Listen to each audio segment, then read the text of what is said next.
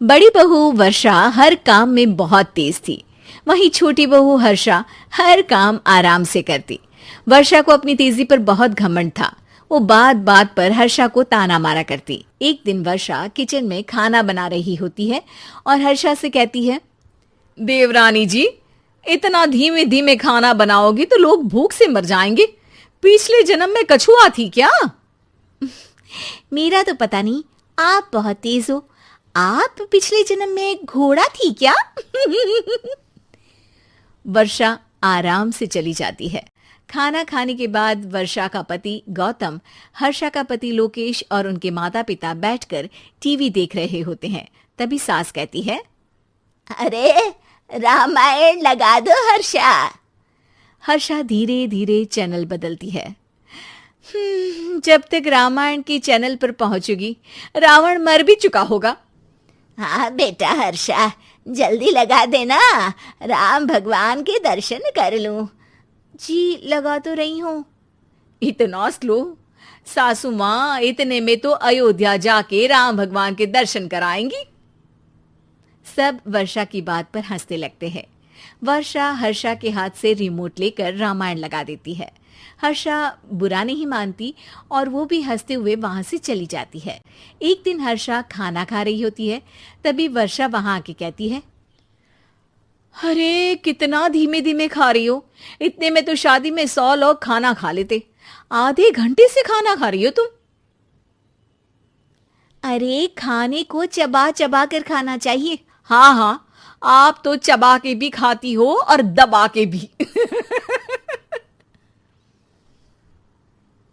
अरे आपको मेरे धीरे खाने से दिक्कत है या ज्यादा खाने से? अरे आप धीमे खाओ या ज्यादा खाओ मुझे क्या। बस मैं ये कहने आई थी कि सुबह कुछ मेहमान आ रहे हैं, जल्दी उठ के खाना बना लेना, देर मत करना। साथ में बनाते हैं ना। तुम्हारे साथ बनाऊंगी तो स्पीड को 5वें गियर से पहले गियर पर ले आना पड़ेगा। अरे भाई, तुम्हारे साथ रहकर तो मेरी तेज रफ्तार पर भी असर पड़ेगा और मैं भी तुम्हारी तरह हौले हौले काम करने लगूंगी सब। ठीक है, मैं पराठे बना लूँगी और सब्ज़ी बना लूँगी। आप चपाती बना लेना और दाल बना लेना। हाँ हाँ ठीक है, पर अलग अलग ही बनाएंगे। अगले दिन हर्षा जल्दी उठ के काम करने लगती है और वर्षा सुबह उठ के ये सोच के वापस सो जाती है कि काम तो वो तेज कर ही लेती है। अगर थोड़ी देर सो भी जाएगी तो भी हर्षा से पहले तो काम निपटा ही लेगी। हर्षा बेटा, आज भगवान के लिए थोड़ा जल्दी हाथ चलाना। हाँ, मेहमान आने ही वाले हैं। जी हाँ माँ, आटा गूंद लिया है, आलू उबल रहे हैं, पराठे बनाने ही वाली हूँ, फिर सब्जी भी बना लूँगी। इतने में ही वर्षा वहाँ आ जाती है। माँ जी, मेरा तो आप टेंशन ही मत लो, अभी उठी हूँ, लेकिन देखना खाना फटाफट राजधानी एक्सप्रेस की स्पीड से बना दूंगी। इतने में ही मेहमान आ जाते हैं। आइए आइए आइए, खाना बन ही रहा है, चाय बनवा लेती हूँ पहले आपके लिए। सास किचन में आती है। वर्षा, वो लोग आ गए, चाय बना दे जल्दी से। हर्षा को नहीं बोल रही क्योंकि वो तो सुबह की चाय देने में शाम कर देगी। चाय बन भी चुकी है माँ जी। वर्षा तेज ही नहीं, सबसे तेज है। अब चलिए मैं चाय लेकर आती हूँ। वर्षा मेहमानों के सामने चाय लेकर जाती है। ये हमारी बहू है वर्षा, तेज वर्षा कहते हैं इसको। हर काम में इतनी तेजी रखती है जैसे मिल्खा सिंह भाग रहा हो। अरे वाह वाह, फिर तो खाना भी जल्दी मिलेगा हमको। हाँ हाँ, आप चाय नाश्ता खत्म कर लेंगे, उसके पहले ही वर्षा जल्दी से स्वादिष्ट खाना भी लेकर आ जाएगी। वादा तो कर लिया जल्दी खाना देने का।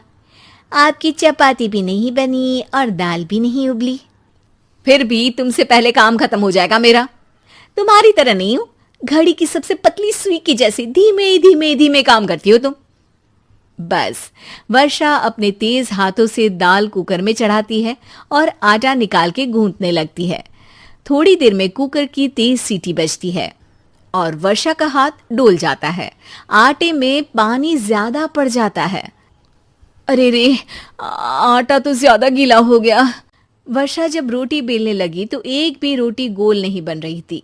कोई रोटी श्रीलंका के नक्शे जैसी थी तो कोई रोटी ऑस्ट्रेलिया के नक्शे जैसी बनती।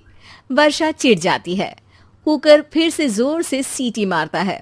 सास बाहर से आवाज देती है, वर्षा बेटा, आज स्पीड थोड़ी कम लग रही है। टाइम और लगने वाला हो तो बता दो बेटा। वर्षा को ये बात सुनकर बहुत बुरा लगता है।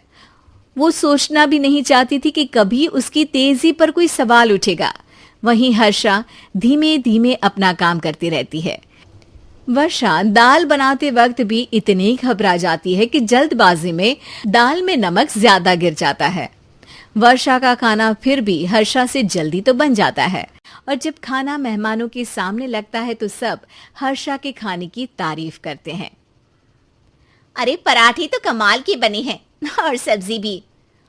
बस दाल में नमक थोड़ा इधर उधर हो गया है। वर्षा को बहुत शर्म आती है और वो नीचे सर करके खड़ी रहती है। तभी हर्षा कहती है, वो ना मैं थोड़ी जल्दबाजी कर गई और नमक ज्यादा हो गया, पर पराठे तो वर्षा भाभी ने ही बनाए हैं, इसीलिए तो अच्छे बने हैं।